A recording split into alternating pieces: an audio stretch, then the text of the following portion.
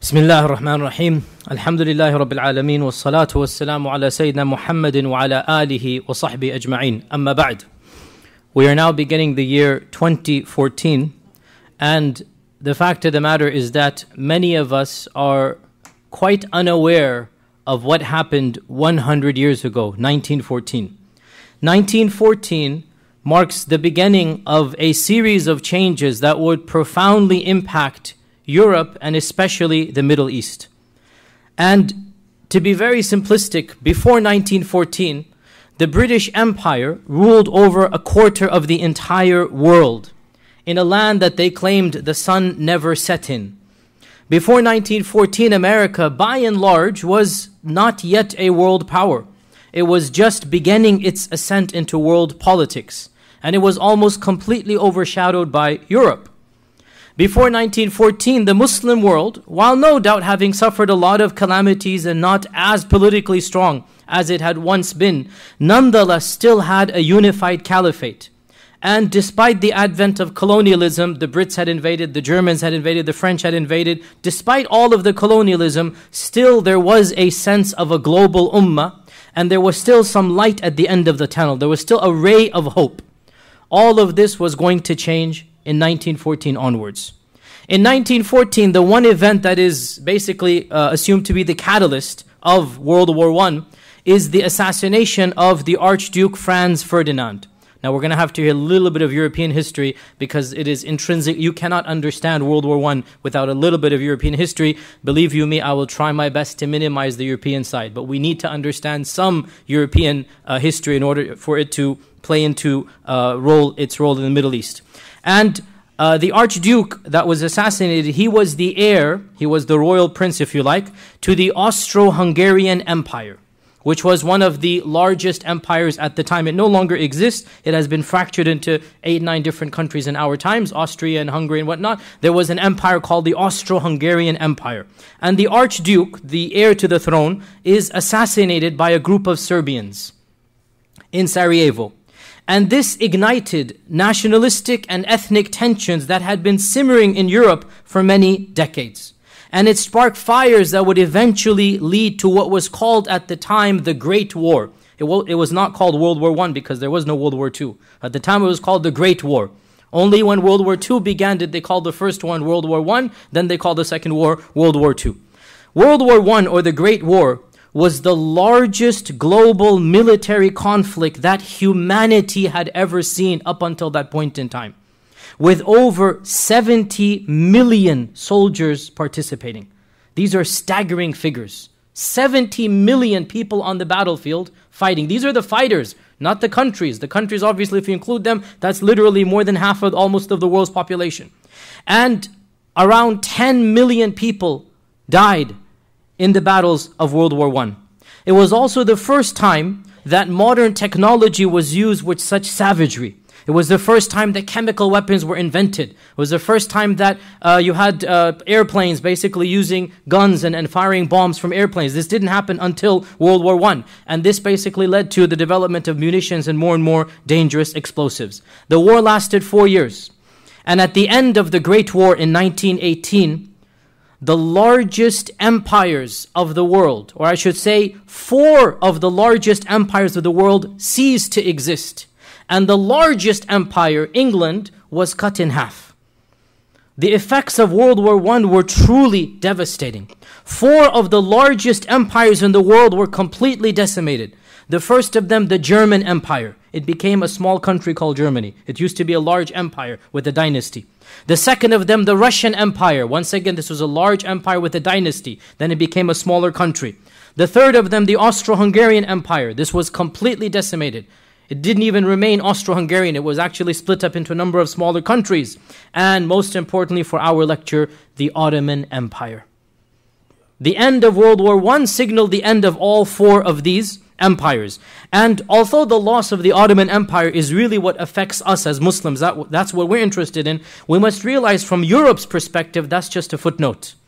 From Europe's perspective, all of the problems pertaining to the Middle East and the Ottomans, this is just a footnote to the real changes that are taking place in the West. World War I truly marks the beginning, the end of one era and the beginning of another era. It is the end of Victorian England. World War I is when the quintessential Victorian England comes to an end. It is the beginning of real modernity, our modernity. And realize as well that World War I led to many factors. We'll talk a little bit about them, but not too much. I mean, for example, the reparations that were put upon Germany, the circumstances and what happened in the German Empire, led to, in the 1930s, the rise of Adolf Hitler. The rise of Adolf Hitler is a direct consequence of the problems of World War I. The nationalism that overtook the German people, and the rise of this extreme nationalism, and the charismatic character that was needed by Germany at the time. This couldn't have happened unless World War I decimated Germany. And they needed this savior figure, and they saw in this megalomaniac Hitler, they saw this savior figure. And of course, Hitler led immediately to World War II, and of course, World War II led to the power vacuum. Europe was decimated after World War II. After 2 world wars, Europe ceased being an international superpower. A vacuum is created. Who is sucked into that vacuum? America. And so, post-World War II, America becomes the only dominant superpower. It is no exaggeration to state that pretty much every single major political issue of our times began being shaped directly in 1914. The superpowerdom of our own country, America, the breaking up of Europe, the fractionization of the Middle East, the collapse of the Ottoman Caliphate, the last Khilafah that we had, all of this begins in 1914. So, in order to talk a little bit, and this was the introduction, in order to talk a little bit about this, we need to mention a little bit about World War I. So, if you look at the map here, we're going to set the stage for World War I, what exactly happened. That in order to make sense of the events that led up to the collapse of the Ottoman Empire, we need to give just a very brief overview of the political situation in Europe and the West in the time. The primary superpower at that time was England. America had been, up until that point in time, isolationist. It does not want to get involved in world politics. It's a very mind-your-own business type of stuff, and it was only after World War II that America comes to the superpower stage. Competing with England, but a distant second, is Germany. And after Germany, we have Tsarist Russia. Russia is still being ruled by dynasties. And France, and this large empire, you see, the Austro-Hungarian Empire. The Austro-Hungarian Empire. European alliances at the time were very messy and confusing, and it's definitely not something we're interested in. And what makes it even more confusing is that the countries that we talk about, some of them no longer exist, such as the Austro-Hungarian dynasty, and even the ones that do exist, Germany and Russia, they're not the same. Germany is now like literally 1/3 or 1/2 of what it used to be. Russia as well, completely changed. Suffice for this lecture to point out, what we need to know is the Austro-Hungarian Empire is an ally of Germany. Austro-Hungarian Empire is an ally of Germany. And the Serbs are allies with Russia. Just keep this simple point in mind. Okay? The Austro-Hungarian and Germany is one block, and the Serbs and Russia are on one block. So, when the Archduke of which empire? Who can remind me? Austro-Hungarian Empire is assassinated by the Serbs. So this is igniting racial tensions. When the Archduke of the Austro-Hungarian Empire is assassinated by a group of Serbs, this ignites tensions that are beyond the scope of this class, but they've been stirring for many decades. And eventually, the Austro-Hungarians decide that they're going to retaliate by invading Serbia. When they're going to attack Serbia, Russia gets involved. And Germany, who's an ally of Austro-Hungary, if we can get the map back on, because I know everybody's already confused. If you just look there, leave the map. So Germany and Austro-Hungary, you can consider them to be basically one force. That was the one side of the World War I. You see Russia and Serbia on the other side. Basically, they are all in yellow. That's one block, if you like. So Austria-Hungary decides to invade Serbia because of the assassination. Germany uses this as an excuse to invade France and Switzerland and Belgium and Netherlands. So they use this as a power grab excuse. You're going to attack from that side, we're going to attack from this side. And slowly but surely, every single European power is forced into what was called the Great War. Eventually, all of the world superpowers are drawn in, and they're organized into two camps. On the one hand, you look at your map now, you have England, France, Russia, Italy, and right at the very end, America. Right at the very end, America comes in. America does not come in to World War I till the very last year. America tries to stay out. The very end it comes in, we'll talk about that a little bit as well. So notice Russia right now is not the bad guys. Russia is on the side of the Allied forces. This is the big confusing thing. Russia is different in World War I versus World War II. Russia right now is on the side of England. It's on the side of Italy. It's on the side of America. Against who? Against Germany and the Austro-Hungarian Empire. Okay, this is basically, and those are called the Central Powers. Germany and Austro-Hungarian Empire is the Central Powers, and then you have the Allied forces. When I say Allied forces, this is the West as we know it. America, England, France, and Russia. Russia is a part of the Allied forces. Now, the Great War lasted for 4 years, 1914 to 1918, and was primarily fought in Europe. There was a Western front in France and Germany. There was an Eastern front between Russia and the Austro-Hungarian empires. And that was where most of the brutal trench warfare took place. It's not of direct concern to us.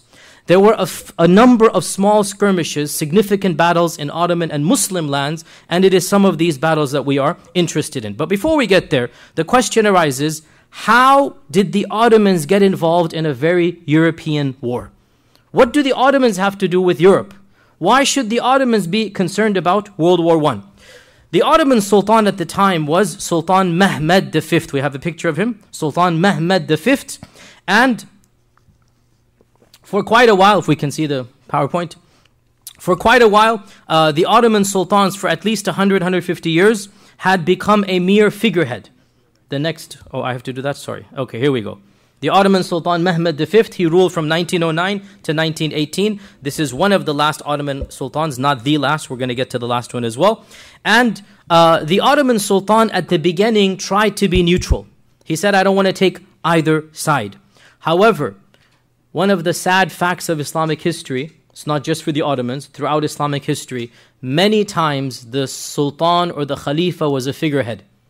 And there were people that were controlling the Islamic dynasty and the Islamic lands more than the Khalifa himself. And this was the case right now. When World War I began, there was a group of people that called themselves the Young Turks. This is another subject in history. The Young Turks. The Young Turks were a group of forward-thinking, very liberal, people that were controlling the palace. And the Ottoman Sultan, by and large, was a figurehead. And to add to this, the Ottoman Khilafah had become a very weak Khilafah. Europe had been mocking the Muslims for over 150 years by calling the Khalifa and by calling the Ottoman Empire. What was the title? Who can tell me? The sick man of Europe. This was the title of the Ottomans. Europe was the sick man of Europe. The Ottomans are the sick man of Europe because they are situated in Europe and they're the sick man, they're about to die. So the British had already predicted the death of the Ottoman Caliphate, and it would come now in World War I. Recently, right before World War I, the Ottomans had also lost a large chunk of their lands, the countries of Bosnia and Herzegovina, the countries of Albania. Additionally, colonialism was also very rampant at this time. The French were in Algeria, the Italians were in another place, the Germans were, England, of course, was in India. As you know, the British Raj was in power. So already large chunks of the Ummah had been cut off. But still, there was the bulk of the Ummah still under the Ottoman lands. Now, the Ottomans were technologically very backward. I gave a talk a year ago about the printing press to give you one example, right? That was just one example. Technologically, they had to rely on the West. Frankly, like every Muslim country in our times does as well. Where do they import the electronics from, the gadgets from? Where do they import engineers from? Where do they import major projects from? You cannot have any Muslim country in our times except that if there's a multinational project that needs to take place, they're going to send out bids to the rest of the world. They're going to come and bid on their local projects. As you know, right? This is the reality. Even much of the construction of Mecca and Medina is being done by German companies. If you don't know this, I'll tell you, right? So the fact of the matter is technologically, no Muslim land can be completely cut off, especially in the 18th, 19th, 20th centuries. So the Ottomans are relying upon Western powers for everything. For a period of time in the 1800s, that Western power was England. In 1880, for reasons beyond the scope of our class, England cut off, said we don't want anything to do with you. England cut off from the Ottomans. They said, get out of here, we want nothing to do with you. So the Ottomans turned to Germany, that was the second largest power. Just like in the 70s, for most of you know, there was England and there was America and Russia. Well, in the 1890s, there was England and Germany. Okay, so the Ottomans then turned to Germany. And a very strong relationship began in the 1880s between Germany and the Ottomans, between the Kaisar of Germany. His title was Kaiser.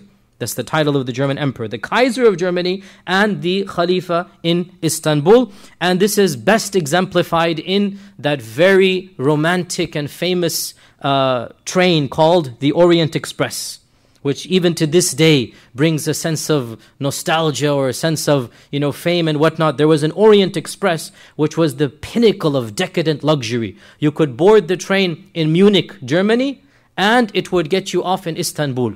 And as you know, the trains were the main highways and carriages at the time. So in 1889, you have this Orient Express, and you see many movies, even famous black and white movies and books and whatnot written about the Orient Express. What is the Orient Express? It's a direct train line from Germany to Turkey. What does that show you? Strong bonds between the two. Just one example of this. Also, the Kaiser had visited the Istanbul many times, and the Khalifa has also visited Germany. And there are, to this day, if you go to Istanbul, you will find monuments built for the various Kaisers that have come. Monuments that show, the Kaiser landed here, he was awarded this over here. So Germany and the Ottomans already have a strong relationship before World War I. And in fact, the field of Orientalism, which is the academic study of Islam, Orientalism is what you used to call non-Muslims who study Islam.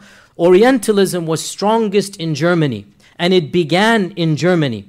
I myself, when I was studying at Yale, the books you have to read when you start studying Orientalism are German books. That's why I had to learn German for reading. You have to study German. You cannot be a scholar of Islam in the Western sciences except by learning to read German. And the classics that were written in the 1890s to 1930s in Germany, in the German language. To this day, these are the classics. So Germany has the greatest relationship with Turkey at the time, and even though in 1914 the Sultan said he's going to remain neutral, circumstances changed, and it is said that the inner court, the Young Turks, maneuvered the Sultan, and the Grand Vizier, the Pasha, the Grand Vizier, his name was Said Pasha, is the title, Said Pasha, along with the Minister of War, and the Minister of War is probably the guiltiest culprit here. His name is Enver Pasha. So Said Pasha and Enver Pasha, they entered into a secret agreement with the Germans without the permission of the Sultan, without the permission of Sultan Mehmed V, and they formed what is called now an Ottoman-German alliance in August of 1914. Around 6 months before the war, after the war began. So the movers and shakers formed a treaty with the Kaiser, and eventually the Sultan had no choice but to publicly support this alliance. So in 1914, November, the Sultan Mehmed V, for the very last time in our history, issued a call for jihad. Literally, because the Khalifa has the right to call for jihad, as you know, in Islamic law. The only person who has the right to call for offensive jihad is the Khalifa. So for the very last time, up until our times, in our history, in November 1914, Sultan Mehmed V proclaimed jihad against the Allied forces. And the Allied forces are, of course, England and Italy and France and Russia and America. So this is a public commitment, and therefore once the Ottomans have been dragged in, now the Allied forces can attack the Ottomans, fair square. When you've declared jihad against us, obviously they're going to attack back. And the Ottomans, it was only a matter of time before the Ottomans would be invaded, and that is exactly what happened. A few months later, in April 1915, Britain and France launched a joint attack against the Ottomans with the express aim of conquering Istanbul.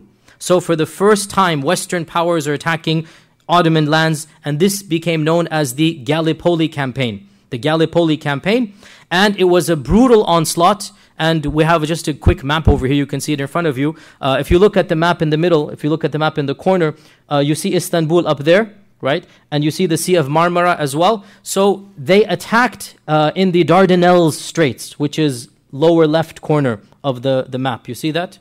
I don't have, unfortunately, a clicker. I should have brought a pointer. Oh, the mouse can be seen? Nope, it can't be. Oh, here, okay. So here is Istanbul, as you see, right? Now, Istanbul, of course, there's the Black Sea, and the Black Sea is connected, obviously, to the Russian Empire. So this is a direct passage to Russia, and they have to go through the Straits of Istanbul, through the Sea of Marmara, down the Dardanelles. This is called the Dardanelles, and this is a larger map of this small area. So the Allied forces wanted to attack what is basically this land over here, so that they could control sea access to Russia. Because if you control, this is called the Dardanelles Straits, if you control the Dardanelles Straits, you control the navy of Russia. Is that clear? Right? If you control this small point of land here, this is Gallipoli. This is Gallipoli, and there's a famous movie in the 80s by, I forgot the very famous actor, very famous Hollywood actor. It's called Gallipoli. 1981, I think, is a very famous Hollywood movie, and it talks about basically this invasion from their perspective. So they thought by control, and they were correct in this, by controlling these straits, they're basically going to control the Russian Navy.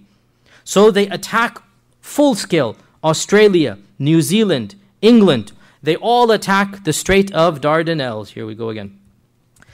And this attack proved to be a disaster for the Allied forces. They lost over 150,000 men. Now, it wasn't easy for the Ottomans. The Ottomans won. It was a resounding victory for the Muslims. And the Ottomans themselves, they lost probably close to 150,000 people as well. It was an 8-month battle, but the end result was victory for the Ottomans, and the Allied forces could not take Gallipoli. To this day, the Turks take great pride in the success of repelling the British and French forces. It was also in this battle that a general shot up to fame and eventually became the founder of modern Turkey. His name was Mustafa Kemal, and eventually he was called Ataturk. It was this battle, the Battle of Gallipoli, that shot him to fame. It boosted his credentials. He was the commander and leader of the attack. You can call it the defense, not the attack. He was defending the Ottoman Empire, and because of the success of this battle, basically he could ride on that success all the way to becoming the president of Turkey, the first president, as we'll talk about in a while. Now, sadly, even though the Muslims did win the Battle of Gallipoli, that would basically be their only victory. That's the only victory that the Muslims had really in World War I. Elsewhere, the Allied forces prevailed. In 1915, the British invaded Iraq, and by March 1917, the Brits marched into the once grandiose capital of the Abbasids, Baghdad. Here we have a picture of the British troops entering Baghdad in March of 1917, and they took down the Ottoman flag and they raised in its place the British flag. And on another front, the famous General Allenby was appointed by the British Prime Minister and sent into Egypt, where General Allenby was told by the British Prime Minister, I want you to conquer Jerusalem by Christmas. I want you to conquer Jerusalem by Christmas. And Allenby changed the tactics of his predecessors. He radically altered troop morale for the better. He devised a number of tactics to help him in his quote-unquote crusade. And the most famous tactic of Allenby was a young, bright man by the name of T.E. Lawrence, also called Lawrence of Arabia. Lawrence of Arabia, he has a whole long story. We don't have time to get into all of that. But if you watch the movie of Lawrence of Arabia, which is a romanticized version of the events, Lawrence of Arabia is basically... you can call him a type of spy or a type of provocateur of the British. The British gave him £200,000 a month. In our times, that would be a fortune. Imagine in 1914. To do what? To use that money to persuade the Arabs to break away from the Ottomans and to fight the Ottomans. So it is as if they're being paid to cause a civil war. So the Arabs are now promised as well that you should fight against the Ottomans. And we'll get back to this point in a while. General Allenby launched a series of successful campaigns. Egypt was already pretty much under British control by the time. Before World War I, Egypt was already very much pro-British. So from Egypt, he launches into Gaza, into Jaffa, and there he fought the German and the Ottoman forces. Eventually, he reaches the holy city of Jerusalem, Baytul Maqdis on the 9th of December 1917, giving the British Prime Minister his Christmas gift that he wanted, because he said, I went to Jerusalem before Christmas. And we have some video footage, if that can be shown, if you can put that on. In retreat, and General Allenby is in hot pursuit. He wants to destroy as much of the enemy as he can while he has the upper hand. He knows there is plenty of fight left in the Turks. They may be retreating, but they are not giving up. Instead of continuing his drive to the north, Allenby turns to the east, toward the holy city of Jerusalem. The symbolic history of that ancient city, sacred to Christians, Muslims, and Jews, is more important at the moment than another great victory against the Turks. Lloyd George has already told the Prime Allenby Minister to take Jerusalem before Christmas. The religious significance is not lost on Christians among the British troops. Ford's Tin Lizzies ploughed through the sandhills and raced along the coast tracks where Pharaoh's war chariots had travelled. A derelict tank lay in no man's land, within rifle shot of where Samson's primitive weapon of the jawbone of an ass had proved more deadly. Well, in some respects it was a crusade. But Allenby is really sensitive about this because he doesn't want it to be called a crusade. A lot of his soldiers were Muslim. I mean, his labor force, for example. He also had Indian troops. And so he doesn't want this sort of Christian versus Muslim conflict. And he just doesn't want to call that at all. But you couldn't help but be aware, if you were a British soldier, that you were going into Bethlehem or that you were getting closer to Jerusalem.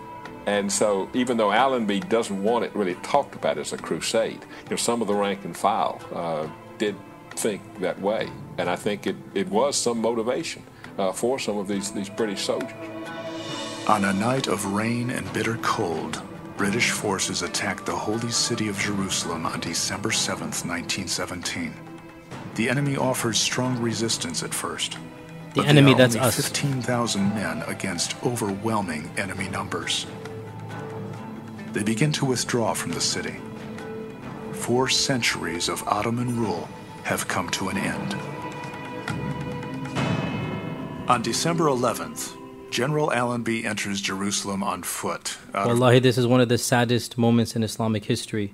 This is exactly when General Allenby is entering Jerusalem as a conqueror. We have this on video. This is him entering. Respect for the city. He is the 34th conqueror of Jerusalem in its long, volatile past. After a campaign that has lasted 40 days and 40 nights, with the loss of 18,000 men, the British soldiers have delivered a Christmas present to their nation. In the city, Allenby delivers a proclamation to the crowd and dignitaries gathered. Since your city is regarded with affection by the adherents of 3 of the great religions of mankind, and its soil has become consecrated by the prayers and pilgrimages of multitudes of devout people of those 3 religions for many centuries, therefore do I make it known to you that every sacred building, monument, holy spot, shrine, or customary place of prayer, of whatsoever form of the 3 religions, will be maintained and protected according to the existing customs and beliefs of those to whose faiths they are sacred. The Turks lose 25,000 men in the struggle that began October 31st. They are down but not out, and still hold a strong defensive line from the Mediterranean to the Dead Sea. It goes on, but we need to get back to our side. So, where do we get... where do we do it from current slide here? Okay. So we mentioned then that... We mentioned then that in March 1917, the British captured what? March 1917. Baghdad. Iraq and Baghdad. By December 1917, they're in Jerusalem. And by October 1918, they conquer Damascus. By October 1918, they enter Syria and they conquer the capital of the once Umayyad Empire. It was only a matter of time now before the rest of the Muslim lands fall. And on November 13th, 1918, they invade Istanbul. French and British forces invade Istanbul, and Istanbul falls to the Allies. It is truly symbolic, in my humble opinion, that out of all of the magnificent and glorious capitals of the Muslim lands, Baghdad and Damascus and Istanbul, all of them, not symbolically, were literally conquered by the Allies. Literally, Western troops, Allenby and two of them, Allenby wasn't in Istanbul, but Western troops literally entered into Damascus and Baghdad and Istanbul, and then of course Jerusalem, the holiest of holy in that region. And there is no doubt in my mind that in terms of political humiliation, this was one of the lowest points in the entire history of the Ummah. Perhaps the only disaster politically that was bigger than this was the Mongols. Perhaps the only disaster that was perhaps more painful was the Mongols, and even that is, you can debate. But definitely these two disasters, and I intend to give a lecture sometime about the Mongol invasion, but that's long ago. Many people no longer care about this, even though that had its impact. But this disaster, wallahi, can you imagine every single capital of the Muslim lands physically captured by the Allies? And Jerusalem, the holiest of holy, it's only a matter of time before obviously the end is near, and the Allied forces eventually made similar conquests against Germany, and eventually Germany agrees to surrender. But before we get to the end and the surrendering, we need to discuss some of the tactics that the British did and some of the promises and treaties that they engaged in during this war to show us the reality of what post-World War I will happen. And there are three primary promises that we're interested in. There are three primary correspondences and promises that we're interested in. Number one, the promises to the Arabs. The British promise to the Arabs. Beginning in July 1915, the British High Commissioner of Egypt. Now, who's the High Commissioner? High Commissioner is basically higher than an ambassador. He's like a governor who represents the British interests in that region. So he is the highest ranking British diplomat in the entire Middle East. And Egypt was already basically a British protectorate by the time. So the British High Commissioner in Egypt, his name is Sir Henry McMahon. Sir Henry McMahon. He is the one who starts thinking of different tactics of sending T.E. Lawrence as well.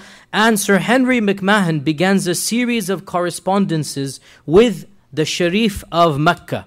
Who is the Sharif of Mecca? We have a picture of the Sharif of Mecca over here. Sharif Hussein ibn Ali, the Sharif of Mecca. And the Sharif of Mecca is the 40th descendant of the Prophet ﷺ. This is a picture of somebody who is directly descendant of our Prophet ﷺ. He is the 40th descendant of our Prophet ﷺ. Him and his family have been ruling Mecca for over 700 years.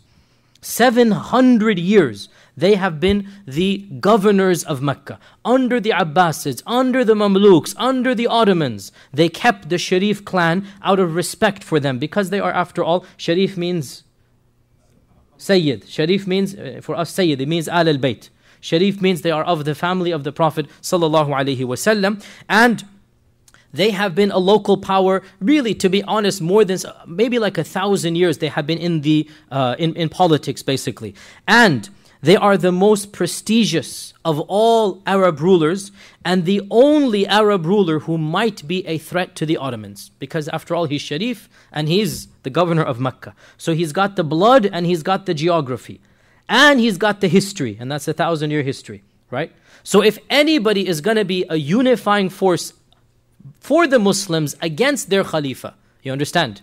Divide and conquer here, right? If there's anybody whom the Muslims could possibly be bribed into accepting as an alternative Khalifa, it would be this man, Sharif Hussein ibn Ali. And therefore, Sir McMahon, Henry McMahon, began a series of correspondences, and T.E. Lawrence became a personal friend to Sharif Hussein, a family friend, literally a family friend. He becomes on a first name basis to Sharif Hussein and his three sons. And the Sharif, of course, now, yes, he is Ahl-al-Bayt, but we had mentioned in our lecture, just because you're Ahl-al-Bayt doesn't mean you are automatically an angel or a saint. And the Sharif had ambitions of his own. And he had wanted to be the Khalifa for many years, even before World War I. We now have records of him pre-World War I sending messages to the Brits that this is pre-World War I, that, if you want, you can kind of help me and we can work something out against the Ottomans, right? Now, the Brits at the time had no need for this man, so they just ignored it. But now, the idea comes up again. And the Brits basically bribe, not just by money, but most importantly, what is the bribe that is really far more powerful than money? It's power. It's power. That is the most powerful bribe a man knows. Power. They promise the Sharif that if you fight against your fellow Muslims, if you rebel against your Khalifa, and that is the Ottoman Sultan, we will make you the next Caliph. And we will give you a united Arabia. By Arabia, we don't mean Saudi Arabia. We mean the Arab lands, Damascus, Baghdad, everything in between, Syria, Lebanon, Jordan, everything, Arabia. You shall become the Khalifa of a united Arabia. And they continue to convince him until finally it is now set in stone. And we have to point out here that yes, we're angry at the foreign powers, at the West, at England. We're angry at the double dealing. But in the end of the day, they used us against ourselves.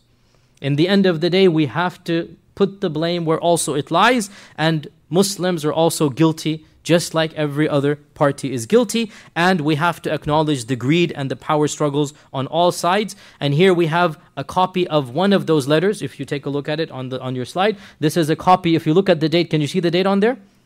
October 24th, 1915.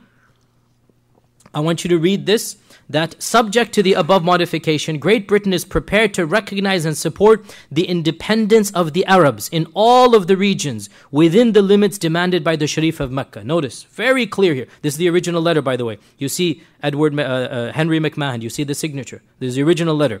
Great Britain will guarantee the holy places, and Great Britain will give the Arabs her advice and assistance, and I am convinced this declaration will assure you beyond all possible doubt of the sympathy of Great Britain towards the aspiration of her friends, the Arabs, and will result in a true and lasting alliance, the immediate results of which will be the expulsion of the Turks from the Arab lands and the freeing of the Arab people from the Turkish yoke, which for so many years has oppressed them so heavily. So, McMahon, with obviously the approval and the knowledge of the British government, they promise Sharif Hussein ibn Ali that if he revolts, the British will give him a united Arab land and he will be made the next Khalifa from Iraq to Turkey to Syria to the Hijaz. And the Arabs took this as an official promise from England.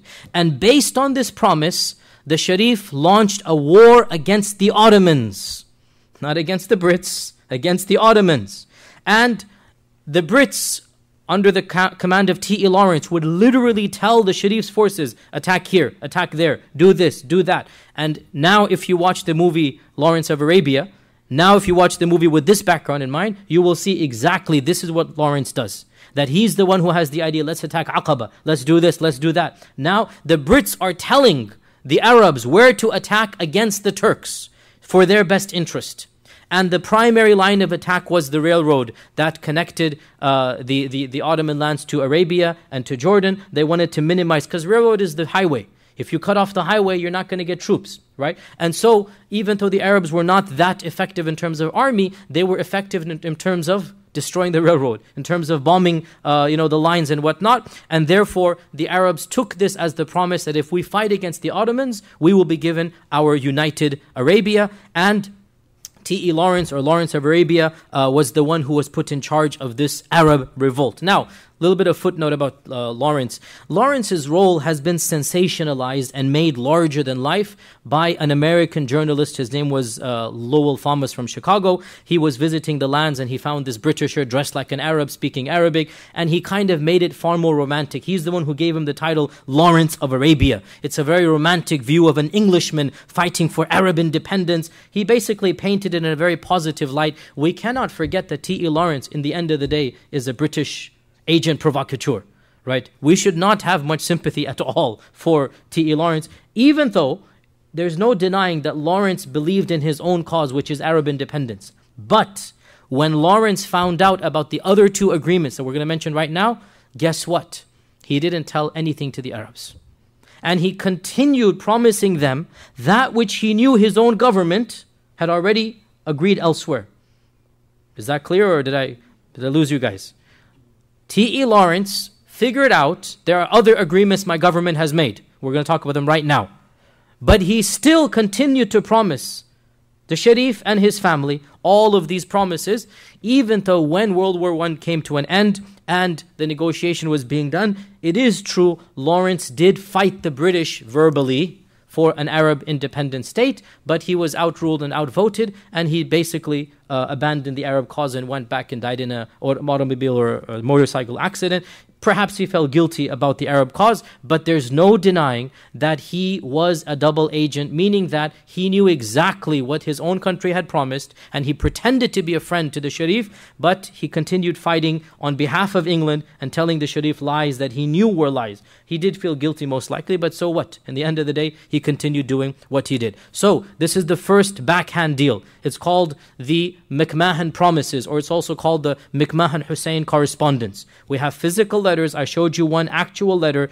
Very clearly, the Arabs are promised complete independence. You will become the Khalifa if you fight against the present Khalifa. This is the first backhand deal. The second one, which was far more sinister, was the something called the Sykes-Picot Agreement. And this is really of the most important agreements. Now, remember that the McMahon letters date back to 1915. Guess what?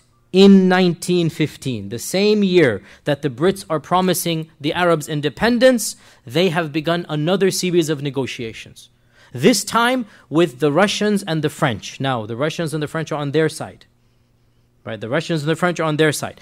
And the Russian foreign minister and the British foreign minister and the French foreign minister, they met a number of times, figuring out what is to be done if we win. Notice the greed. In 1915, they're already eyeing the prize. In 1915, they're going to wonder, how are we going to slice this pie? How are we going to divide this cake amongst us? You get the point here, right? If we win, what are we going to do? We don't want to fight in public. Let's hash it out right now. And so Russia demanded they want Istanbul. And they want the main land of Turkey. Why? Because we just said that in order to get to the ocean, you need to go through Istanbul. Also, Russia had vested interests in Armenia. Armenia and Turkey always had a conflict between the two, and Russia was very pro-Armenian. So they wanted basically the main Ottoman lands, if you like. And France wanted a protectorate in Lebanon, what is now Syria. They wanted chunks of Syria. And England demanded the bulk of the Arab lands, and that is basically Iraq and Transjordan and the Hijaz. This is what they wanted, and eventually they agreed to this type of share, and this is called the Sykes-Picot Agreement, Sykes-Picot, the Sykes-Picot Agreement, after the British and the French the ministers who actually negotiated the treaty, and it was agreed upon by all three governments in utmost secrecy. And we have the original map of the Sykes-Picot Agreement. If you see this, that is the actual original map, and if you look very carefully, you cannot probably see it there, but there is the signature of Sykes and Picot right at the bottom. Do you see my mouse? How come you don't see my mouse? I don't know why you don't see my mouse. Okay, but on the bottom right-hand corner, you see the signatures of Sykes and Picot. Now, literally, they're gathered around a map, and they're figuring out who's going to get the red, who's going to get portion A, who's going to get portion B, and they're arguing, and they're drawing arbitrary lines here and there, and the modern Middle East is literally being carved out and argued over on a map and a table between the two or three of them. Each one is saying, no, this me, that me. Finally, the end map is in front of you. We still have the original map. And the only thing that comes to mind here is the hadith of the Prophet ﷺ reported in Musnad Imam Ahmad. It is only a matter of time. يُوشِكُ أَن تَتَدَاعَ عَلَيْكُمُ الْأُمَمِ. It's only a matter of time before the other nations will call one another to attack you. Just like people are called to eat from a common plate. Just like people are called to eat from one plate, they're going to be called to attack you. They're literally debating and negotiating who's going to get which share of the pie, which slice of the cake goes where, and eventually they agree to these arbitrary lines, and these arbitrary lines basically form the map of the modern Middle East to this day. And this is called the Sykes-Picot Agreement, and it was agreed upon in utmost secrecy. And the irony of ironies, the Frenchman was called Francois Georges Picot, and the British was called Sir Mark Sykes. Both of them were ignorant of the Middle East. They had barely visited. Neither of them spoke Arabic. They're complete juhal of the situation. They're a bunch of diplomats, basically, right? They don't have first-hand experience or ground knowledge of the ethnicities, cultures, it's literally a map that they have not even been to. And they're arguing and debating who's going to get which portion on a piece of paper. And this forms the basis of the modern Middle East. The Sykes-Picot Agreement, most of the country's borders and whatnot were basically drawn out here in this secret agreement. Now, question arises, if it was so secret and top secret and secret, how did it get public? Well, brief footnote here, not quite relevant to us. In 1917, Russia had its own internal revolution, not relevant to us. And the Tsars were thrown out and the Bolsheviks came to power. So the Tsar dynasty comes to an end and the Bolsheviks come to power, and the Bolsheviks wanted to expose how corrupt the Tsars were and how bad the Tsars were. So when they discovered these documents, they immediately went public with them. And the next day, New York Times heading and the Times of London heading is basically secret agreement between England and Russia and whatnot that goes against the McMahon Promise, it goes against the Arabs' independence. Even the British public and the American public are now savvy to what's going on. Compare this to Edward Snowden and what he's doing in our times, right? This is the people leaking the secrets and whatnot, right? It was a source of great embarrassment to England that here we are promising the Arabs, and as we are promising them and signing letters with them, we're also signing letters with the Russians and with the French. But they managed to smooth it over, believe it or not. And wallahi, how naive the Muslims were. They managed to smooth it over and lie about it and say, oh, no, don't worry, we still promised you, still valid. And the Arabs to the very end believed them. To the very end. Right until the peace conference of 1990, as we'll talk about, inshallah ta'ala, in a while. Now, in this agreement, England got control over Jordan and Iraq and Palestine, what is now Palestine and Israel. France was given the southeastern part of Turkey and Syria, and Russia was promised Istanbul and most of central Turkey and what is today Armenia. This is called the Sykes-Picot Agreement. That's the second of the three deals we want to talk about. The third deal. So 3 separate treaties going on regarding the same land. Look at how double dealing, how duplicitous, how hypocritical, how backstabbing the Brits were here. 3 different agreements. While all of this is going on, guess what? 1914, talk begins in the British cabinet at the highest levels of promising a Jewish homeland to the Zionists. Talk begins of now carving out an independent Jewish homeland and giving it over to the Zionists. Now pause here. Who were the Zionists? The Zionists were a movement that began in the late part of the 19th century. A group of influential, powerful Jews in Europe began this movement, which was called Zionism. They called it Zionism, and it was called the World Zionist Federation Council. And the goal of Zionism was the establishment of an independent Jewish homeland, preferably in Jerusalem itself. Now this is in 1880s, 1890s. They're already talking about this type of talk. And the most influential people in this movement were Theodor Herzl, who was basically the founder of the Zionist movement, and then Chaim Weizmann, who eventually becomes the first president of Israel. Chaim Weizmann becomes the first president of Israel. Now, interestingly enough, in the beginning, the Brits tried to promise them another land. And they said, why don't you choose Uganda in Africa? It's easier for us. Go to Uganda. We'll give you Uganda. Have your own independent land in Uganda. Now remember, the Brits controlled 1/4 of the world at the time. The Brits controlled much of Africa and India and all of these lands, the Far East. They're all under British control. And many countries in Africa were British protectorates. So they wanted to give a country they felt wouldn't be problematic. So they tried to convince them to take Uganda. And if they had said yes, history would have taken a whole different turn. Israel would have been in Africa. In the heart of Uganda, there'd be Israel over there, right? But they insisted, no, we only want Jerusalem. Our eyes are on the prize. We want Jerusalem. And eventually the British negotiated out and they agreed to support the Zionist cause. Now, this leads to a very, very big question. Why? Why would England, why would Britain want to support the Zionists? What are they gaining out of this? And here we have a whole bunch of theories, some of which border on conspiratorial and bizarre. Allah knows best. I will mention basically 4 reasons, and there are more than these. I will mention 4 reasons that at least the first 3 I kind of am sympathetic to, the last one I'm so-so about. The first reason, and by the way, this topic of why the Brits wanted to support the Zionists is a very interesting topic, and as I said, you get a lot of theories, and some of them really are conspiratorial, and I just want to dismiss those outright. The first reason that I think is very clear, and there's no denying this, the same reason why every single politician makes promise to members of his own congregation, his own group, and that is for their support. You make promises to your people, to segments of your people, right? When a politician is running for office, he's going to promise the gun holder something. He's going to promise the abortions something. He's going to promise, elderly people something. It's a part of what you do as a politician, right? You gather their support. And the Jewish population in England was, relatively speaking, powerful and wealthy. And like every political party, there's nothing sinister about this. What does a politician do? You want the support of those people. So the British Parliament felt the need to get the support of Britain's Jews. That's reason number 1.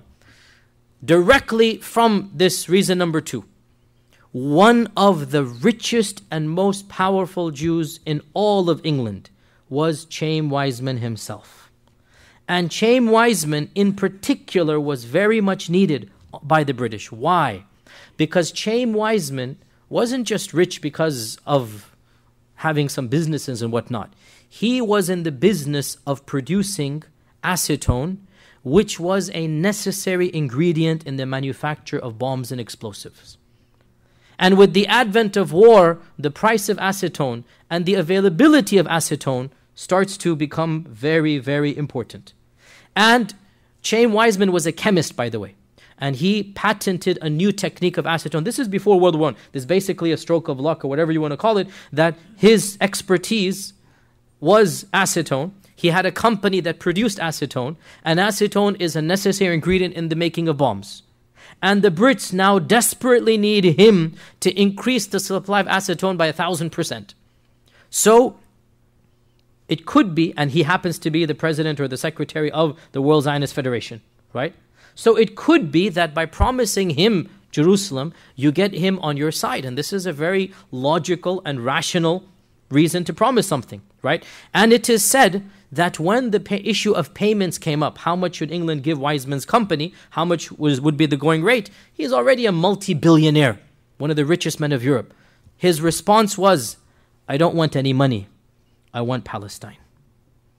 I don't need any money from you, I want Palestine. That's my payment, right? And this makes sense, that why would he want any money when he himself is a very rich person? So it could be one of the reasons they're supporting the Zionist cause is to get Chaim Weizmann and his company to produce acetone, which is a very reasonable explanation as well. A third cause that is given, a third reason that is given,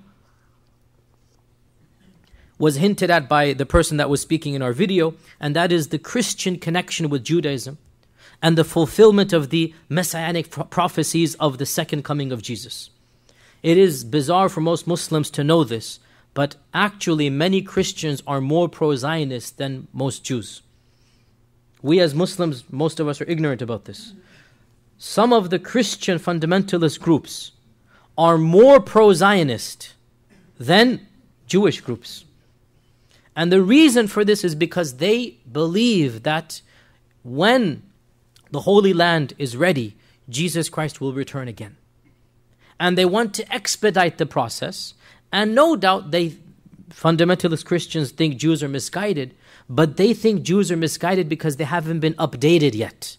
For us, they view us as being not even on the chart of misguidance. We're not even on that chart. We're completely off the charts. Jews are, they lost the plot because they didn't believe in Jesus. That's what they believe. For us, they believe we are not even on the path of guidance. So there's more sympathy to Jews, obviously, because in the end of the day, Jesus was a Jew. He came for the Jews. I mean, they all acknowledge this. There's more familiarity with the Jews, and we are considered to be heathens and barbarians and following a false prophet. That's their view. And the Prime Minister of England, Lloyd George at the time, was an ardent evangelical Christian. And he clearly had pro-Zionist and very Christian tendencies when he wants to conquer Jerusalem and whatnot. You see yourself, what you saw yourself, his statements and whatnot. And there's no denying that there's an element of pro-Zionism coming out of a Christian theology. Okay, so this is reason number 3. And again, I don't see any conspiracy here. It's pretty obvious. You believe in something, you're going to do it. The 4th reason given, this is where I say, Allahu A'lam, it's a bit of a conspiracy. I don't know. I'll just say it, and I don't know if it's true or not. There is a theory, you'll find it in a lot of books, but I'm not an expert in this, so I just mention it and I'll leave it at that. That by promising Palestine to the Jews, this was a bribe to certain high-ranking officials in the White House to try to drag America into the war as well. And this is a theory that is given. And they mention some names and whatnot, that this was some type of, promise that America would also get involved. But, Allahu A'lam if this is true or not, but let me say one thing, and this is shocking to many of us, but it's historically true. Mainstream American Judaism was completely opposed to Zionism for the first 40 years of Zionism. Mainstream American Judaism, 1880s, 1890s, it was a European phenomenon. Zionism was a completely European phenomenon. American Jews, by and large, scoffed at the idea of an independent Jewish homeland. They thought this is ridiculous. We're happy where we are. We're acclimatized. We love America. There was no notion, and they did understand it would cause problems and whatnot. And mainstream Jews in America did not support Zionism until basically Hitler and World War II. That's when they felt the need to have an independent Jewish homeland. And this is well documented. This is not some type of theory. This is a known fact that mainstream American Jews were not pro-Zionist. And whatever the reasons might be, eventually these discussions between European Zionists and the British government continued until finally in August 1917, the discussion reaches the British cabinet. Now it's going to become official. Should we vote or not? And very interestingly, this is another interesting point, there was only one Jewish member of cabinet. In that entire meeting, there was only one Jewish member. And that Jewish member was the most vocal opponent to the plan of giving Palestine to the Jews. And his name was, you can write this down, Edwin Samuel Montagu, M-O-N-T-A-G-U, Edwin Samuel Montagu. And what he said was, listen to this, and this is the only Jewish member of the cabinet, and he's one of the most vocal opponents to the plan of giving Palestine to the Jews. What he says was, this would cause great alarm in the Muslim world, would create enemies for us when we don't have enemies. So Muslims and Jews were not enemies to one another for the bulk of their history. And this is something that is shocking to modern Muslims and Jews, modern Christians. The fact of the matter, Muslims and Jews got along very well in what is now Palestine, up until the beginnings of Zionism. Muslims and Jews did not have too much problems.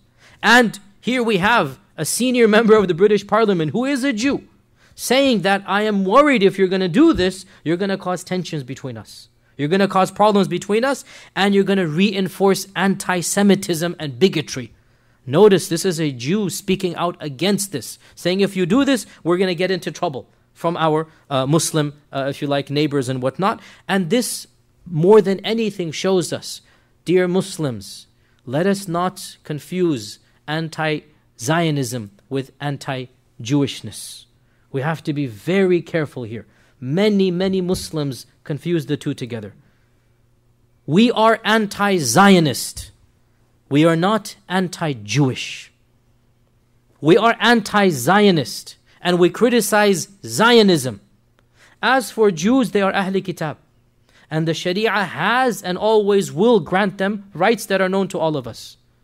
And historically speaking, Jews and Muslims always found sympathy and comfort against the Christians in the Crusades and throughout history. Whenever the Christians persecuted the Jews always found safe passage in Muslim lands. This is an undeniable historical reality. And that is why there were large groups of Jews living in Muslim lands up until the creation of Israel. You Arabs know this. Yemeni Jews, Moroccan Jews, Tunisian Jews, Jews around the world. There's a Jewish synagogue in Cairo, which is now empty because of Zionism, right? Jews flourished in Muslim lands. And historically speaking, there was not the type of animosity that exists right now.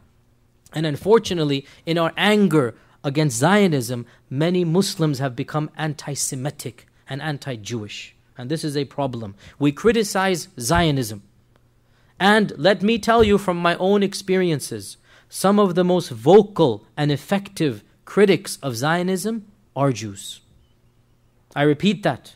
Some of the most vocal and effective critics of Zionism. Zionism is political Judaism. Zionism is a type of racism. We have no qualms about this. You are saying that somebody who's a Jew has the right to go to a land that he's never been in for 50 centuries. And he can take over the property and land of somebody who's right there. This is racism and ethnic cleansing in a way. We are opposed to Zionism. We are not opposed to the rights of Jewish people to be Jews. And our religion has always given them and will continue to give them these rights. And here we have in Edwin Montague a very good example of a Jew standing up for the rights of the Palestinians and saying, if you do this, you're going to get us into trouble. Well, obviously, as you know, he was outvoted. And in any case, the opposition was minimal. He was one of a handful. And the cabinet basically allowed this to pass. And immediately, the British Foreign Secretary, Sir Arthur Balfour, eagerly wrote a telegram to Baron Rothschild, if you can show now on the screen. And this is the actual telegram that was sent. This is called the Balfour Declaration. This is called the Balfour Declaration. That is Sir Arthur Balfour. And he wrote a telegraph to Baron Rothschild. You have over here, Dear Lord Rothschild, I have the pleasure. This is the actual Balfour Declaration. Look at the date, November 2nd, 1917. This is the actual telegraph that was sent. Yours, here we go again. Yours, Arthur Balfour. And it says that His Majesty's government views with favor the establishment in Palestine of a national home for the Jewish people and will use their best endeavors to facilitate the achievement of this objective. It being clearly understood that nothing shall be done which may prejudice the civil and religious rights of existing non-Jewish communities in Palestine or the rights and political status enjoyed by Jews in any other country. This is the Balfour Declaration, dated November 2nd, 1917, and he wrote it to Baron Rothschild. And the Rothschilds, then there's a whole bunch of, a whole tangent over here. The Rothschilds were who is Baron Rothschild? Baron Rothschild is the highest ranking, he is a lord, and the lord is like, there is no equivalent in America, but like he's higher than a senator. He's a lord, and he is the highest ranking Jewish, basically member of the British Parliament and royalty. He is a lord in the House of Lords, and he is the highest ranking Jew in England, and so and he's also obviously a member of the World Zionist Congress. And so immediately Sir Arthur Balfour sends him the telegraph. And of course the Rothschilds, there's a whole different tangent over here. The Rothschilds is, how can I even phrase this? This is a dynasty that has spanned over 350 years. A Jewish banking dynasty that has branches to this day in Austria and England and France and America and Switzerland. And it is the pioneer, one of the pioneers of worldwide banking. And their net worth in today's value, back in the 1800s, would literally be in the hundreds of billions. The Rothschild family, there is no other equivalent in all of Europe. They transcended politics. They're so wealthy, they don't care who's in power. These are people that are the bankers and the people of wealth in a number of European lands, and they are still around to this day. One of their members is the founder of that famous Swiss bank. He's worth $100 billion or something. Well, the bank is worth, not him, but he's the president or whatnot. The family is still active to this day. So he writes the letter to Baron Rothschild, and he basically promises him that, look, you help us out, and you will get your state in Palestine. You will get your Israel. Now, the same land has been promised to three people, basically, right? Well, you can say when the British promised it to themselves, they feel they have the right to give it to the Jews now. So they're promising the Arabs freedom, And they've already negotiated with the French and German that they're going to keep Jordan. And then they've already said a part of Jordan will be given over to, Transjordan will be given over to the Zionists. Now, the Arabs and Muslims once again found out about the Balfour Declaration, because the Balfour Declaration was not top secret, unlike the Sykes-Picot Agreement. The Balfour Declaration was made public and it was publicized in the newspaper. Once again, the Brits convinced the Arabs that don't worry about it, we'll deal with it when the time comes. And the Arabs basically went along. They fell for it again. That don't worry, we trust you. You guys are going to help us out. And they ignored the Balfour Declaration. And do realize that when all of this began, pre-World War I, only 5% of Palestine had were Jews. The Jewish population was less than 5%. And they are being told that you're going to get a state in modern Palestine.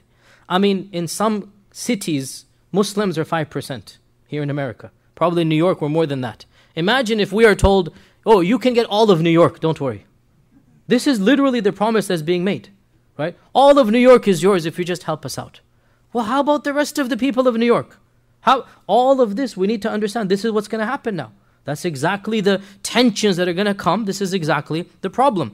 And these are the three primary agreements that the Brits made, and it is undeniable that these agreements demonstrate the duplicity and the outright hypocrisy of England and the double-crossing role that they played in promising different people different things, and in particular, how they backstabbed the Arabs and the Muslims.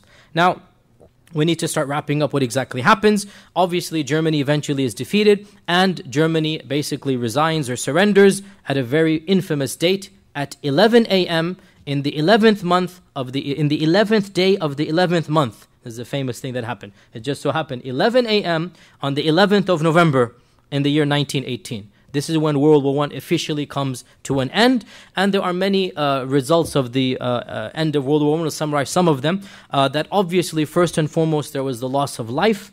In some European lands, more than 20% of the male population is gone. Changes the whole dynamics. Second was the famine, because when you don't have men, you're not going to have fields, you're not going to have this. And the famine probably killed at least triple or quadruple the amount that died in the actual war. Tens of millions of people across the globe died as a result of famine. And then when you have famine and you have a lack of sanitation and whatnot, then the third disaster. And this was the Spanish influenza of 1918. And what will make you understand what is the Spanish influenza? The Spanish influenza was the worst plague that man has seen since the Black Death of 1320 or something. It is estimated that up to 5% of the world's population died in the Spanish influenza. The Spanish influenza, it's called the Spanish influenza, but it spanned the globe from America to the Far East. People just fell sick, healthy people, and the demographics were typically between 35 to 55. Healthy people would just start coughing blood, and this was I forgot to mention, this is the original bird flu virus. H1N1, this is the first one. And that's why when the bird flu virus resurrected 3-4 years ago, everybody panicked. Because they didn't have a cure for the Spanish influenza. It just stopped on its own. After a good percentage of the world just basically died. And this was the largest plague that mankind had seen basically since the Black Death. It is estimated that up to 100 million people died in the Spanish influenza of 1918, 1919, 1920. On a personal note, my own great-grandfather also died in 1918 as a young man. My own great-grandfather in 1918 just fell sick, started coughing. And this is in the village of India, right? Middle of nowhere. And Spanish influenza, 1918. So that was the third issue that we're going to talk about. So the first was basically the tragedies of the war itself. The second was the famine. Then the third was the Spanish influenza. Obviously, World War I also caused a lot of economic and social reforms that's beyond the scope of this class, but just one nukta or one footnote here, feminism. Feminism. For the first time in human history, the roles of men and women were reassessed. In human history, not Muslim history, it was understood what is the role of a man and the role of a woman. In human history, across the globe, men and women have a certain understanding and relationship. Men are in charge of one thing, women are in charge of another. As Allah says, وَلَيْسَ الذَّكَرُ كَالْأُنْثَى. The man is not like the woman. And it is understood the woman is more of a caretaker, more of a homemaker. This has historically always been the case. Well, 1918 changes all of that. It has to. When 20% of your population that are men are gone, what's going to happen? Women have to go to the workforce. And women are told you have to take, and for the first time, and we have many posters to this day, that you have women, you can do it. You know that poster of a woman with the scarf and the quintessential feminist poster, right? That masculine look with the muscles. You can do it, right? You're going to go and do it.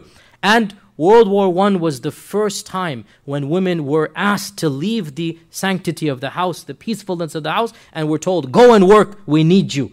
Then obviously, when they're going to do this, and World War II made it even bigger, so the first wave of feminism began after World War I, the second wave, not coincidentally, after World War II, and then we are still basically seeing this entire reshifting of men and women. All of this comes about from World War I, but for us, we are interested in the politics and especially the Middle East and the Ottoman collapse. So, what happens in 1918 November, ceasefire is declared, and in 1919, the victors all gather to divide the cake. The victors all come together and party for almost a year. And by party, I mean engage in meetings and dialogues. And they chose Paris, France. And this is called the Paris Peace Conference of 1919. When the world leaders of America, England, Italy, and France all came together. If we can see the next slide as well. Here we have the presidents of, here you see on your slide, the president, that is the president of, firstly that is England, and then Italy, and then France, and then that's Woodrow Wilson right at the very end. On the right, Woodrow Wilson, right? This is the infamous picture, Paris 1990, the presidents of England, Italy, France, I should say Paris, excuse me, in Paris, sorry. France and America. These are all of the four presidents, and obviously hundreds and thousands of entourage, ministers of every single country. For 1919, Paris became the capital of the world. Delegations are coming from all over the world, even from the small islands of whatever, coming for independence, clamoring for this and that, petitioning the African movements as well. Here in America, the African Americans trying to petition for independence from the whites. I mean, all over people are coming to basically, petition against other causes and whatnot. And obviously, this Paris Peace Conference of 1919 was when the victors agreed on how to divide all of the spoils in front of them. And of the most important effects, although not directly relevant to us, was the financial constraints and burdens and taxes they put on Germany. And they said that the Germans are completely guilty. You must acknowledge that every one of you is guilty for causing World War I or for causing the Great War, and you have to pay back every single country all of the damages that has happened. So Germany is placed with trillions of dollars of basically taxes and debt. It's impossible to pay off, right? And the Germans knew this. And Germany has this now complex of how they're going to do this. And obviously in this complex, in this underdog type of mentality, Adolf Hitler comes along in the late 1920s and 30s, and he gives that German pride that they were waiting for. And that was that pride that basically caused Hitler to come to power, which of course precipitated World War II, which of course precipitated the collapse of Europe as a world power, which of course shot America up into the superpower status that it still continues to enjoy to this day. It was also in this conference that both the Arabs and the Zionists came and argued their case in front of the Allied politicians. And Woodrow Wilson, now at this point in time, America is neutral. I know that sounds bizarre for us, but once upon a time, America was not biased towards Israel. Well, there was no Israel right now, but America was not biased towards the Zionists. And America actually tried to be neutral, believe it or not. What did Woodrow Wilson do? 1919. He said, let us send our own independent study into the land, and let us see if it's feasible to give the Zionists a land for themselves. And this is called the King Crane Commission. King-Crane, C-R-A-N-E, the King Crane Commission, because there was two people, and they were both Arabists. They spoke fluent Arabic. They were scholars, academics, if you like. And they went right after this peace conference, 1919, directly at the command of President Woodrow Wilson, and they toured Syria, Palestine, Lebanon, Damascus. They went all over the Arab world, and they literally met with Bedouins and tribal leaders, and they were on the ground. Unlike Sykes-Picot in the air-conditioned room with the map in front of them, they're on the ground. and they spend the bulk of 1919 literally wandering and walking and surveying and whatnot, and they come back with a very strongly worded resolution, or not resolution, but I mean suggestion or whatever, I mean their findings if you like, where they say that any establishment of a Jewish homeland in those areas is impossible without severely trampling the rights of the locals. It's just not possible. You can't do it. And they suggested very strongly that the whole idea should be scrapped. This is the official response of the King Crane Commission. And as you can find this, the original documents, we still have them in the Library of Congress. You can Google them. I didn't put them on the slide, but you can find them. The original findings are still there, and they are against establishing a Zionist homeland. Well, what do you think happened? That is basically filed away. Nobody cares about that.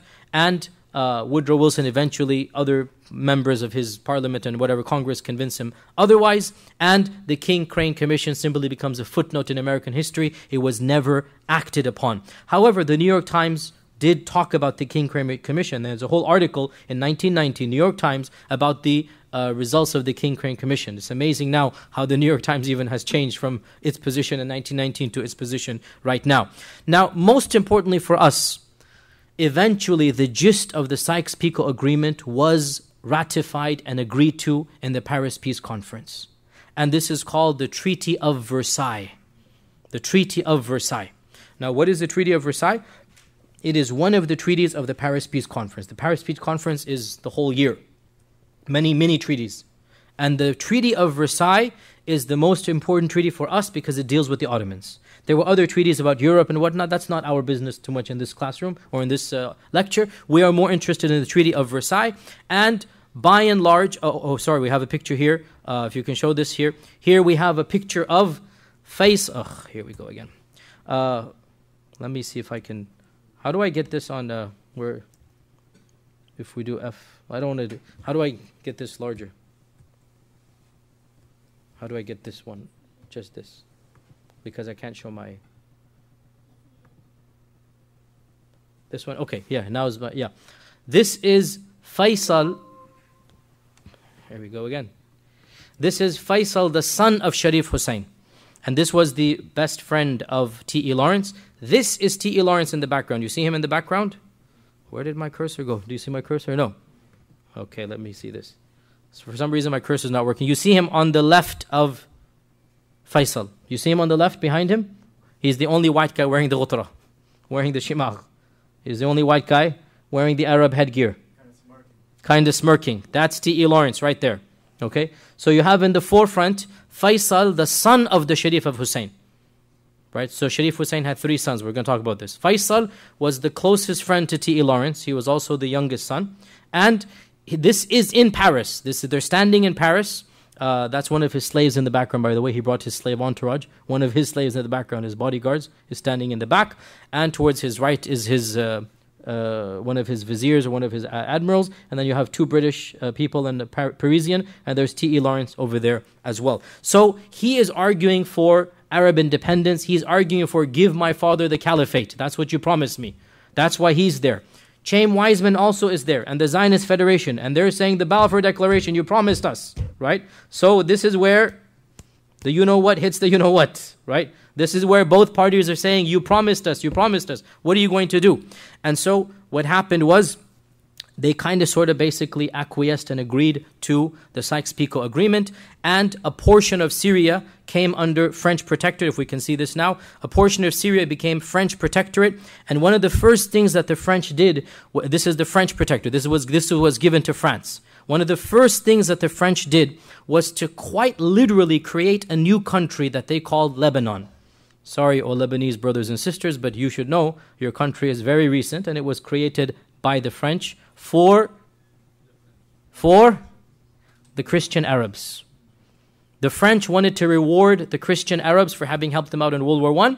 And the first thing that they did, they said, let's divide this land into a number of different lands. Let's give it a Sunni land, a Christian land, an Alawi land, a Druzi land. This was a proposition. There were different theologies over there. And of the first things that they successfully did, they carved out Lebanon. And they made it for the first time in human history a separate country. And they said, okay, this is now for the Maronite Christians. Now obviously it didn't turn out that way. Eventually Lebanon became a multicultural land, but it was meant to be only for the Maronites. And there was also talk, as you see on your chart, of a separate Duruzi state at the bottom. It was called the Jabal al-Duruz state. And on the upper left, the Alawi state. Right? They wanted to give a separate land for the Alawis. Now, what else did the French do? The French ruled over this land for around 20, 30 years till World War II. Then the Syrians revolted and kicked the French out, and then they went their separate ways. But during French control, they wanted to find a group that could be loyal to them against the Sunni majority. And so they came across the Alawis. And the Alawis, up until that point in time, had been barbarians. I should say they still are, some of them. But up until that point in time, they had been quite literally uneducated. When I say barbarians, I mean it. Uneducated, illiterate, raiding. If you look at history books, what were the Alawis known for? Raiding Sunni property, killing their men and women, sometimes raping, and then taking their property.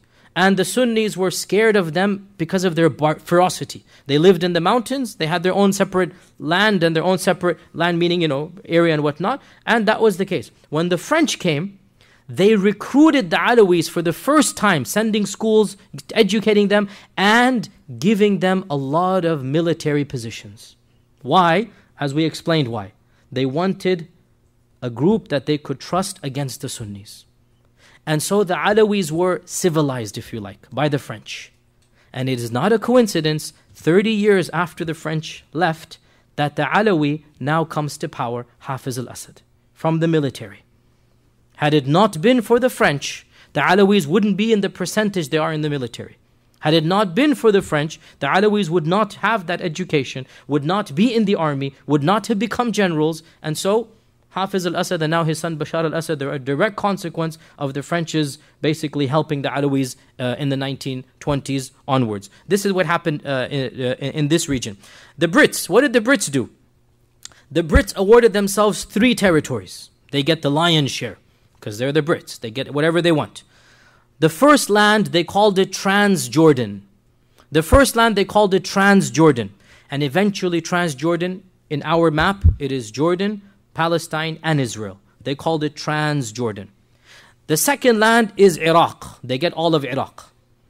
And the third land is Hijaz or Arabia. So they get these 3 large lands. And the Sharif of Mecca kept on clamoring, you promise, you promise, you promise. So they decided, okay, you know what, you're right, we did promise. So they took his 3 sons, and in one of the most bizarre things in recent history, they literally handed each one of the sons one of these lands. Yalla, go take it. Now obviously when they said this, it's understood the Brits are going to be the real puppeteers. These are figureheads and they know it. The figureheads know it, right? And so the eldest son of Sharif Hussein, his name was Ali. Ali was given the Hijaz. You get Arabia. And immediately Ali called himself the king of Hijaz. And he ruled that very long rule from October 1924 to December 1925. Very long rule. Because obviously there was another power brewing in that region, and that is the power of the Al Saud. The Saudis, who were also financed by the British, unbelievably. As they're financing the Sharifs, they're also financing the Al Saud. And I know this is painful for some of us in the audience, but the haqq is the haqq here. Okay? That as they are financing them, they're also financing the other group. Right? And it is now well known. I mean, you cannot deny this. The documents are quite there. Right? And it's it's surreal. How many groups are you financing? What are you instigating with whom? And eventually when Al Saud becomes more and more powerful, the Brits basically absolve themselves of the Sharif, Ali ibn Sharif Hussein, and they allow Al Saud to basically unify Arabia, and the Al Saud then call the country their own, and they say it is the kingdom of Saudi Arabia. The kingdom of Saudi Arabia, and so from that point in time, that Sharif family is cut off.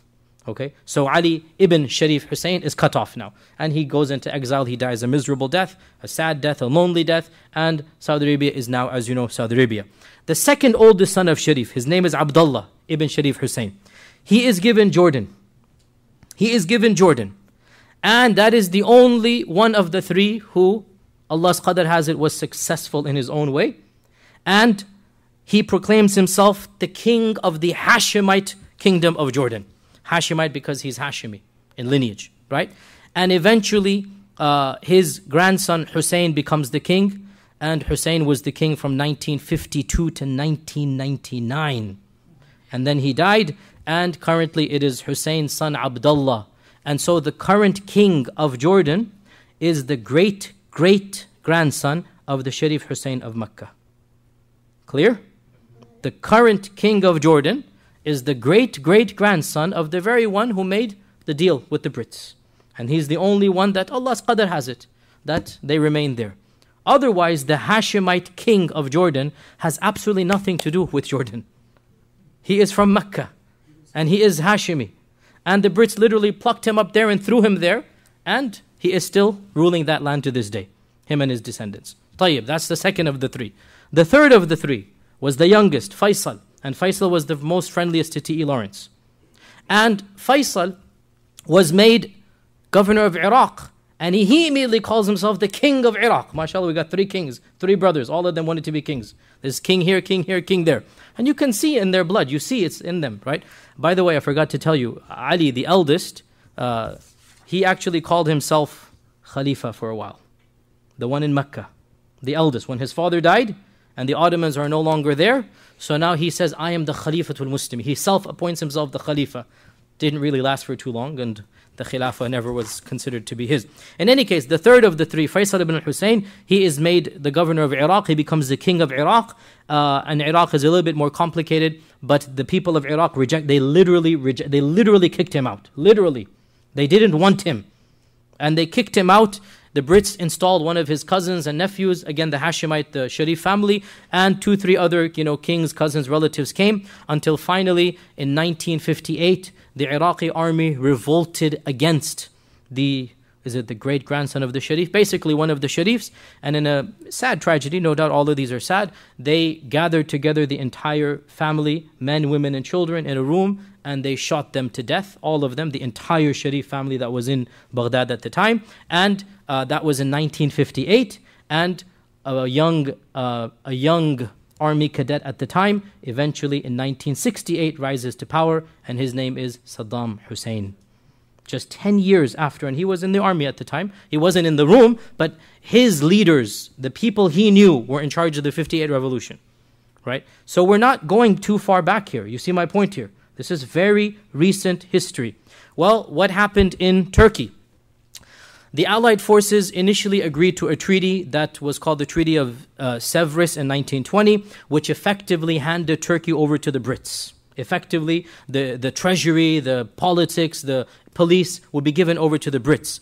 But a faction of Turks rebelled against this. And that faction was led by that dashing general who had become famous in the War of Gallipoli, and his name is? Well, his name is not Ataturk, his name is Mustafa Kemal.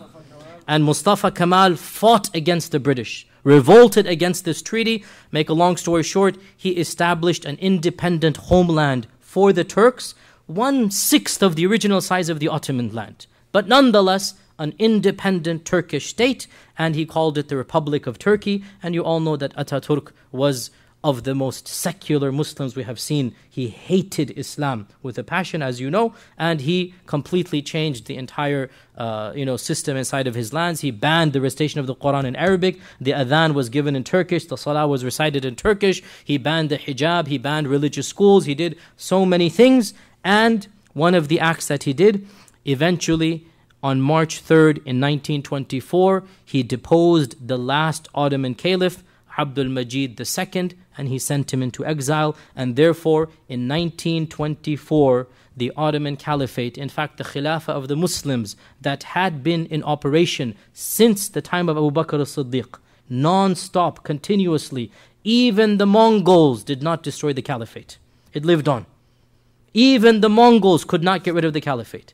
Well, from 1914 onwards, a series of events precipitated in the Muslim world that eventually led to the collapse of the Caliphate. And from 1924 up until our time, we have not had a caliph. Here there is a picture of the last Ottoman Caliph, Abdul Majid II. And I chose a very interesting picture. I apologize about the picture of the lady, but that is his daughter by the name of Khadija, and she was his last daughter. And this is a picture taken in Paris. He went into exile in Paris. He died in 1939, I think, before World War II he died. And listen to this. This is a very interesting point of history. Very recent. In fact, their children are still alive now. Listen to this. The most powerful and richest Muslim ruler in the world was, at the time, was, you should know. Guess. The Indian knows. The Nizam of Hyderabad. Huh? The Nizam of Hyderabad. It is estimated by modern historians that the Nizam of Hyderabad was the richest man in human history. This is what is estimated.